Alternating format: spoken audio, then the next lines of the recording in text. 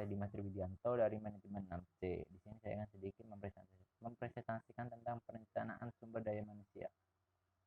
Yang dimana kita tahu sumber daya manusia adalah kunci keberhasilan suatu organisasi.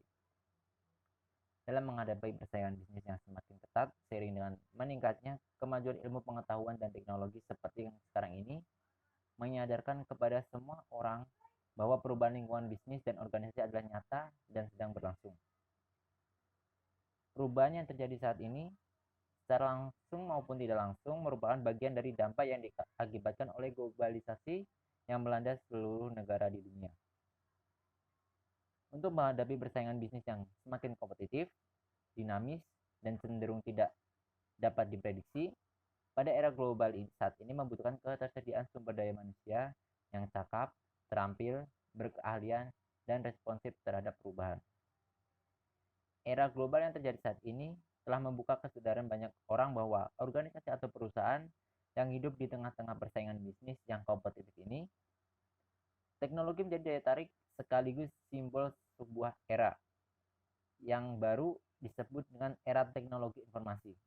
Teknologi informasi sebagai sebuah era baru pada abad 21 ini dicirikan dengan daur hidup produk atau product life cycle yang semakin pendek. Kecanggihan teknologi yang lahir dan direspon oleh pasar selalu diikuti terus oleh lahirnya teknologi baru yang lebih canggih, dan begitu seterusnya. Kompetisi dalam melahirkan barang dan jasa seperti tidak ada akhirnya, sehingga konsumen sangat dimanjakan oleh banyaknya pilihan yang bervariasi.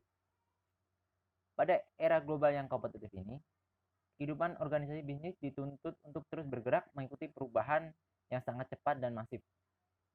Derasnya arus perubahan membawa konsekuensi logis bagi perusahaan untuk selalu mengantisipasi dan harus mampu menyesuaikan dengan perubahan yang terjadi.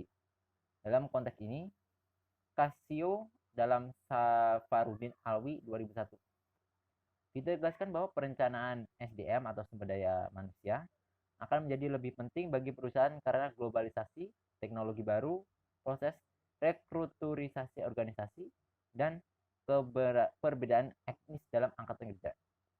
Dengan kata lain, faktor-faktor di atas akan menghasilkan ketidakpastian dalam sukar untuk diprediksi. Maka perusahaan harus mengembangkan bisnis dan menyusun rencana SDM secara sinergis dengan rencana bisnis dalam mengurangi risiko akibat ketidakpastian tersebut. Kita masuk ke bab pengertian perencanaan sumber daya manusia. Perencanaan sumber daya manusia diartikan oleh beberapa ilmuwan.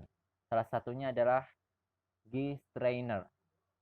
Dikatakan bahwa perencanaan sumber daya manusia merupakan perencanaan yang bertujuan untuk mempertahankan dan meningkatkan kemampuan organisasi dalam mencapai tujuan. Melalui strategi pengembangan, kontribusi pekerjaannya di masa depan. Dari kedua definisi yang disebut, sementara dapat disimpulkan bahwa perencanaan SDM merupakan serangkaian kegiatan yang berkaitan dengan upaya merencanakan dalam mengantisipasi masa depan. Jadi perencanaan SDM ini sudah dicanangkan untuk memprediksi ketidakpastian di masa depan yang akan datang. Perencanaan sumber daya manusia sebagai kegiatan merupakan proses bagaimana memenuhi kebutuhan tenaga kerja saat ini dan masa datang bagi sebuah organisasi. Dalam memenuhi kebutuhan tenaga kerja saat ini, maka proses perencanaan sumber daya manusia berarti usaha untuk mengisi atau menutup kekurangan tenaga kerja baik secara kuantitas maupun kualitas. Sedangkan dalam memenuhi kebutuhan tenaga kerja di masa datang, perencanaan SDM lebih menekankan adanya usaha peramalan atau forecasting mengenai ketersediaan tenaga kerja didasarkan pada kebutuhan sesuai dengan rencana bisnis di masa yang akan datang. Dengan kata lain, tujuan perencanaan SDM adalah untuk mempergunakan SDM seefektif mungkin agar memiliki sejumlah pekerja yang memenuhi persyaratan kualifikasi dalam mengisi posisi yang kosong kapanpun dan apapun posisi tersebut. Dengan tersedianya informasi tentang kebutuhan dan kualifikasi yang diinginkan, maka dalam pelaksanaan rekrutmen, seleksi, penempatan, pemeliharaan, pengembangan, dan pemberian kesejahteraan karyawan akan lebih mudah dan terkendali. Dan dari beberapa pendapat ahli yang ada tentang pengertian perencanaan SDM dapat didefinisikan, yaitu disebut pengertian perencanaan SDM adalah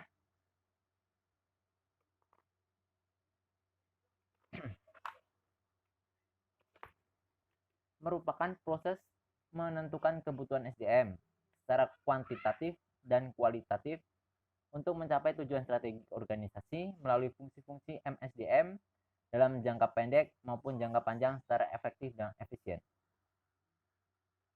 Kemudian proses perencanaan sumber daya manusia.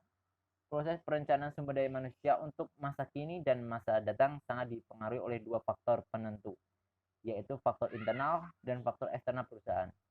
Faktor internal perusahaan seperti adanya karyawannya memasuki batas usia pensiun, meninggal dunia, keluar atau berhenti kerja, rotasi, dan kemungkinan promosi jabatan ataupun mutasi. Sedangkan faktor eksternal antara lain ketatnya persaingan bisnis, cepatnya perkembangan teknologi, dan tingkat ketergantungan atau interdependen antara satu perusahaan dengan perusahaan lain, serta ketergantungan antara satu negara dengan negara lain. Begitu rentannya organisasi atau perusahaan yang hidup dan tumbuh di tengah-tengah perubahan yang cepat, sehingga perencanaan SDM mutlak dibutuhkan selaras mengikuti rencana strategis bisnis yang akan diwujudkan. Rangkaian pelaksanaan perencanaan SDM yang terintegrasi dengan rencana strategis bisnis baik dalam jangka pendek maupun jangka panjang menurut dari Hamawi 1997 adalah sebagai berikut. Yang pertama, dalam proses perencanaan strategis bisnis, beberapa organisasi atau perusahaan akan melakukan yang pertama adalah menyusun rencana strategi bisnis dengan perspektif jangka panjang. Jangka panjang yaitu 5-10 tahun atau lebih di masa yang mendatang.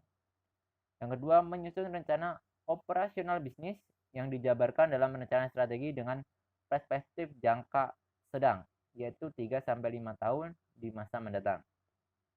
Yang ketiga, menyusun rencana tindakan berupa anggaran dengan perspektif tahunan yang menggambarkan kegiatan bisnis yang akan dilaksanakan selama 1 tahun dengan menyediakan anggaran tertentu untuk diwujudkan. Jadi untuk kita meramal anggaran, misalnya anggaran hari ini tahun ini berapa, untuk apakah sama dengan tahun yang akan datang ataukah tidak.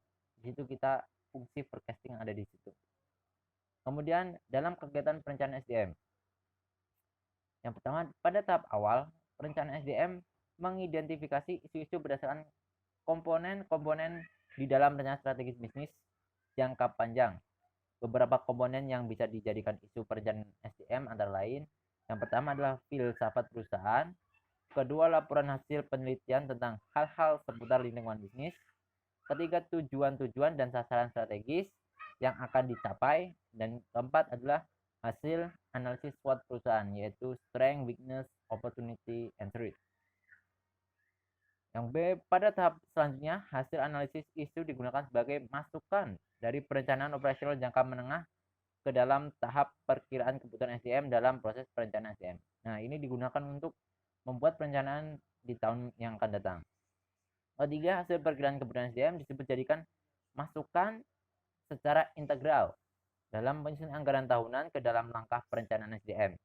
Secara skematis, pengaruh dari ketiga tingkatan perencanaan bisnis terhadap perencanaan. Dan yang ketiga adalah model dari perencanaan sumber daya manusia. Dalam implementasi organisasi, setelah sebelumnya dilakukan penyesuaian atau pengintegrasian rencana, maka secara operasional perencanaan SDM harus mampu menerjemahkan setiap program yang akan dilakukannya dan meyakinkan bahwa semua rencana SDM tidak akan saling berbenturan dengan perencanaan bisnis secara keseluruhan. Nah, ini pokok dari awal-awal tadi untuk melanggengkan jalan ke depannya. Proses perencanaan SDM pada tingkat ini merupakan proses memilih dan menentukan kebutuhan jenis karyawan, baik dari sisi kualitas maupun kuantitasnya. Ada sedikit terdapat 4 aspek dalam perencanaan SDM, masing-masing sebagai berikut.